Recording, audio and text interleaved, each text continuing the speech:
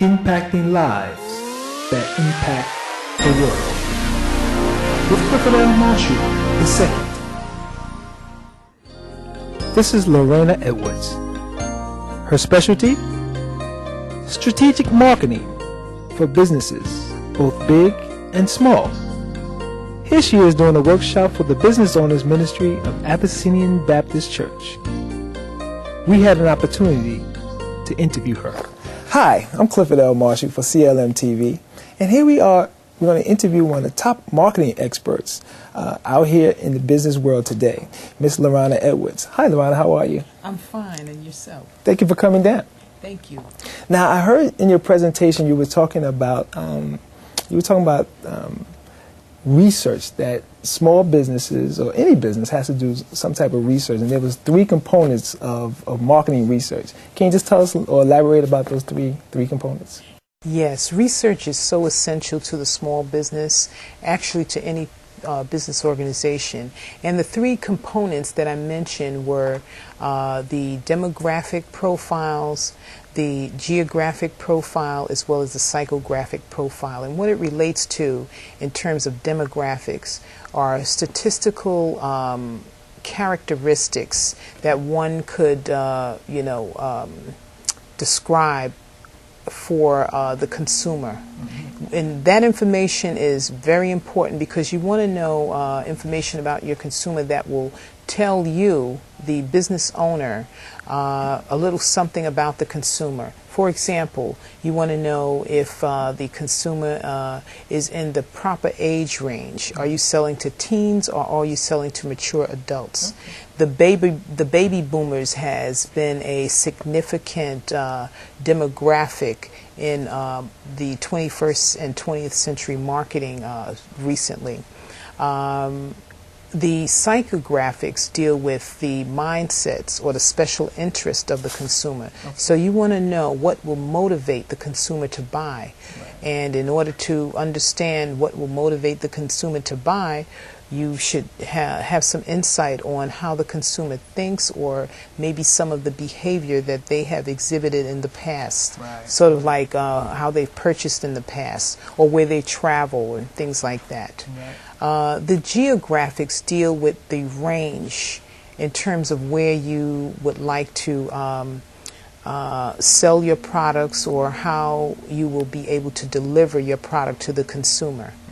In this day and age, so many people are on the internet, so it's important to be able to service. If you're global, you should be able to service at a global level, so you're concerned with the geographics. If you're not global, then your business should be communicating to local consumers or regional and so forth. That's very interesting, because I heard you were saying, and I guess this is what you were talking about, the market research, where you have to kind of know your customer. And if you're into business, you should know those 3 components of your customer and if you and what level you are at. Some people are just on a local level. Am I correct? Some people are probably on some people, or some people want to be national, and some people want to, as you say, global. It's very important. There are some businesses that, although they are on the internet, they should understand the purpose of them being on the internet. Right. Because they can't service from a global perspective. For example, maybe there's a hair salon that cannot service globally because she's just locally located in one area and she doesn't have locations all over the place. But if she has a clear understanding of the needs and special interest of the consumer, mm-hmm. there may be a way that she can expand the service that's being offered to be able to service globally. Okay. By maybe developing a special technique related to, the hair business. Right. That someone in China could apply, that sort of thing. Now you also were talking about the sales cycle, and can you elaborate on what that means, the sales cycle? Well, in addition to understanding the customer, you also have to understand that you have to understand reasons why people buy and why they don't buy.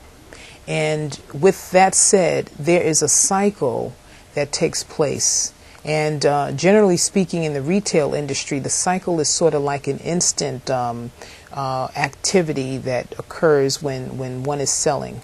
But in the service business, things are a little different, because there are different stages that and different activities that occur before there's an exchange of money and service, or money and goods to customer.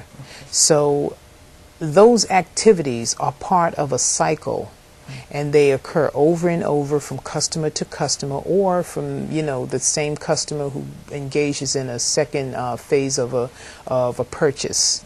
So to give you an example, a person who has a service business may have anywhere from 5 to 10 steps of activity, from the time they meet the customer to developing a proposal to showing samples to different things that would occur before the customer actually purchases the service.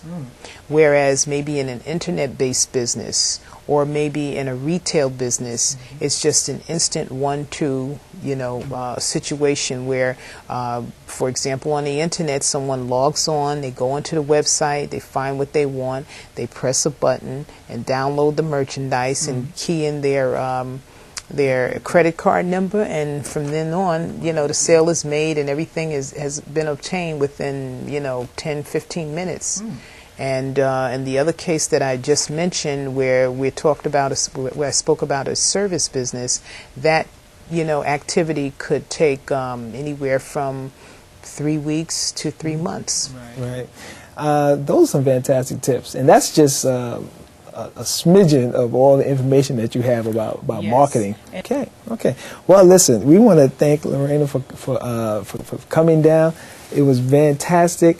And if you want more information, her information is right there on the screen, and you can contact her. And the name of her company is Profit Marketing Communications. And the website is right there on the screen. You'll get a chance to email her and contact her and get more information. So this is Clifford L Marshall for CLM TV, and have a good night.